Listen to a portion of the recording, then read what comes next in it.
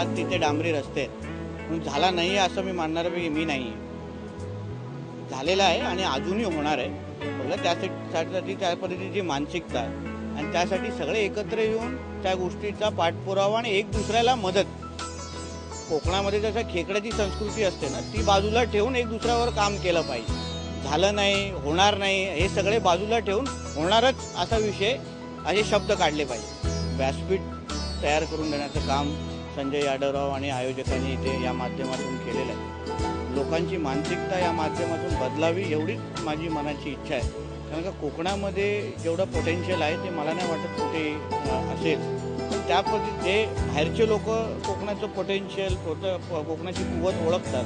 कोकणी माणसं कधी कधी ओळखायला उशीर करतात. मला वाटतं या माध्यमातून त्यांनी हे जाणून घ्यावं आणि जास्तीत जास्त आपण कोकणासाठी काय करू शकतो आणि आपल्या कोकण हे अन्य जिल्ह्यांपेक्षा किंवा अन्य कोणापेक्षाही सरस आहे हे मानून काम केलं पाहिजे.